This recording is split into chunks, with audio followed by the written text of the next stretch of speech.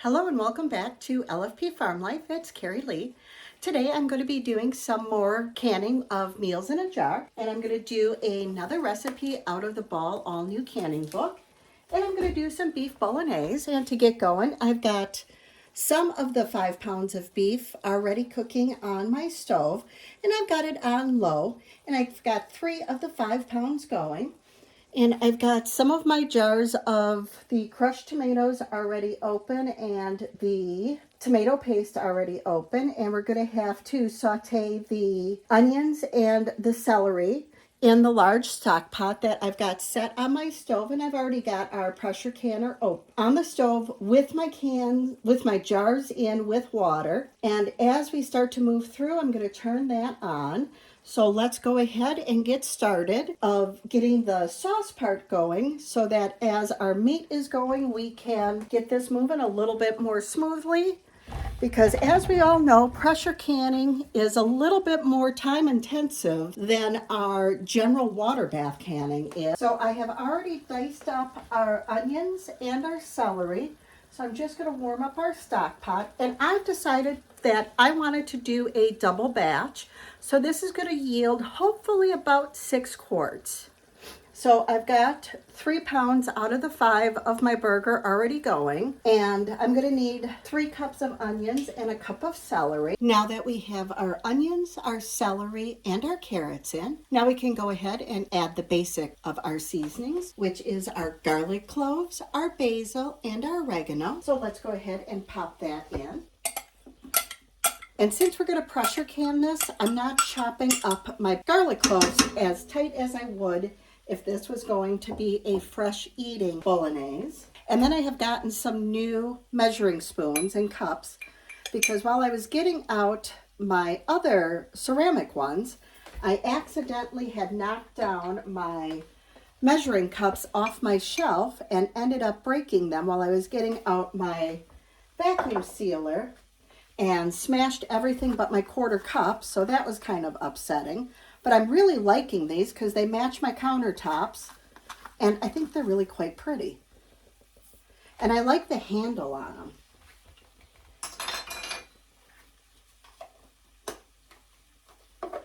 So I just tossed in my little oregano and my basil, and I also brought out some garlic and some onion powder and some salt and pepper because I'm going to taste everything just to make sure I like how it's coming together. You know, we can't really play with like the vegetables and that sort of stuff, but you can always play with your seasonings to your own taste. And then once this is all softened, then we can go on to our next step. With not feeling well, I am really enjoying the convenience of having a meal in a jar where it takes very little preparation to be able to put a dinner on the table, because my future self is really appreciating the efforts of my past self. That is for sure. It's one of the reasons I have decided to double this, because I think, like my hearty chicken stew, this is something that I'm going to be going through on a rather consistent basis. And since we usually order a half a steer from a local farmer, that's actually less than, I want to say, 5 miles from our home, he also supplies our alfalfa hay in small bales. He does absolutely outstanding Angus. Alrighty, I am going to start warming up my jars and my pressure canner. You know you're a little bit on the short side when you have to go on your tippy toes to tighten your back wing nut on your pressure canner.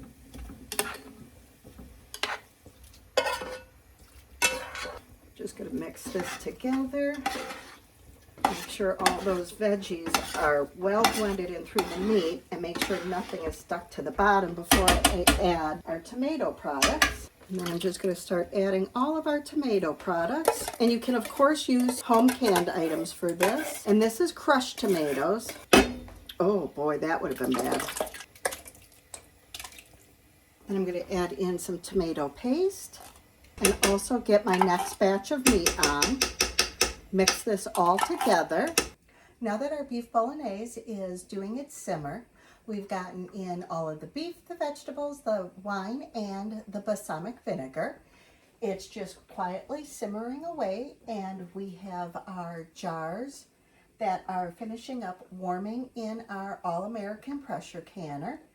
And we can go ahead and jar everything up. I have our Denali lids that are warming up on our stove as well. I just wanted to take a couple of seconds to go over the Denali lids. This is my first time that I am using these particular lids, and I've got both wide mouth and regular mouth in my canner this time. And what I've noticed is I'm really liking that they come in a resealable plastic envelope, and comparing them to both my Superb and my 4-jar lids as well as my ball, they appear to be about the same thickness as all of my other lids. The ring seems to be a little bit more thick than my other lids, and this section here where the rubber gasket is seems to be a little bit wider, and the rubber, or whatever this red section is that does the exact sealing, seems to be about the same thickness as all of my other lids. And it says that it's made with preserve lock. I'm not quite sure what that is, so we'll have to see how they seal with everything else. So I like that the plastic is resealable, that you can just pop it back in your box if you don't have another way that you store your unused new lids, so that you don't get them confused with your used lids. And I know this is something that's very simple, and probably my simple mind's the only one that will like this, but I like that there's a little bit of a glue strip that you can reseal your boxes so that they're not laying open all over the place. And then some of my rings are getting a little bit more haggard for use, so I've also got some new rings that I'm going to use today. I've got a package of both the wide lids as well as the regular mouth lids. So we're going to see how they hold up in our pressure canning today. And it didn't say on the package if I needed to warm up my lids, but I thought I'd rather be safe than sorry, so I just went ahead and did that anyway. And I'm warming up my jars because we're doing a hot product of our beef bolognese, so hot always goes into hot. And we will be processing our quartz for 1 hour 15 minutes at 1 inch of headspace and 10 pounds of pressure at my altitude. And again, the recipe that we are using is going to be found in the all new Ball Book of Canning and Preserving. So you can find that recipe and all of your ingredients in there, and you can follow along with the recipe if you decide that's something that you want to go ahead and make. And since we want to do hot jars, I've got my jars in my canner that are all warm. So I am just going to empty the hot water out. So be careful while you're doing this so that they don't catch you while you're emptying them. Oh good, that is not going to give us any issues at all, even though it is a narrower funnel. And we do want to leave 1 inch of headspace on this.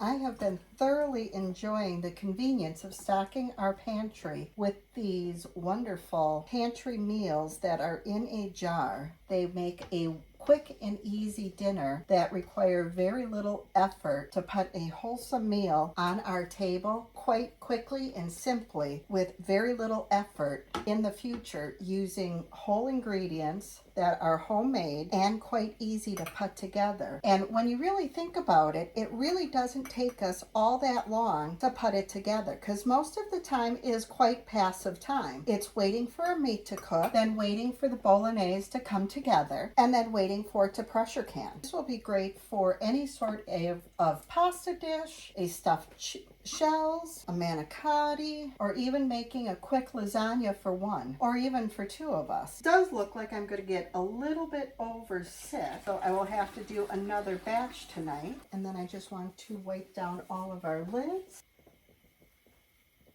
sure that everything is nice and clean so that we don't have anything that will cause a failure for these lids to seal. You could use vinegar and water, or I'm using the boiling water that I used from the lids.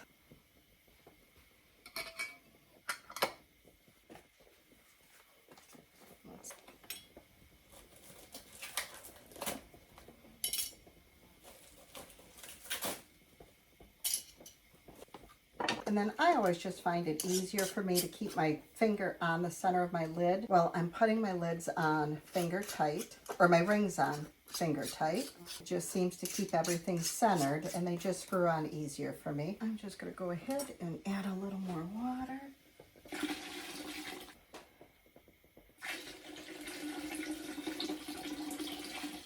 And then we're just going to load our canner. We are going to process our quarts for 1 hour and 15 minutes at 10 pounds of pressure, and then we will have our beef bolognese. And with my All-American, normally you can get 7 quarts in here, but that is if you use regular mouth lids. But because I have a mixture, I can only get 6 most of the time. And I would rather not push it. I'm just gonna flink up my wing nuts. And if you're new to your All-American, you always want to tighten your wing nuts opposite sides.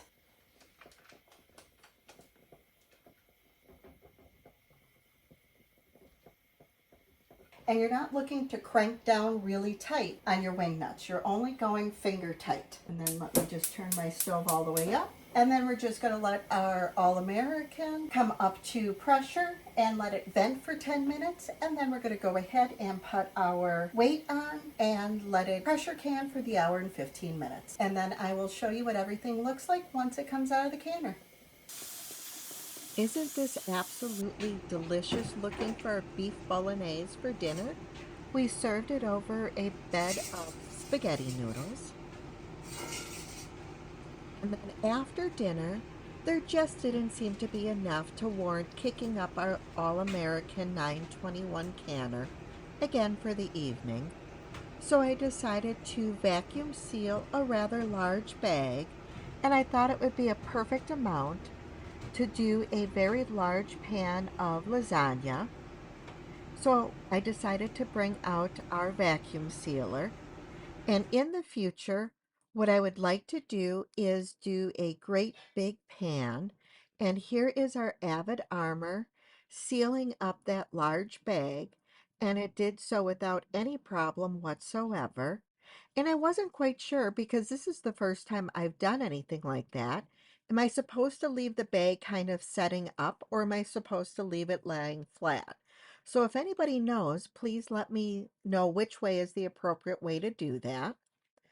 We're quite happy with how it did seal, and I did double seal it both I did 2 seals at the top, which I'll show you later.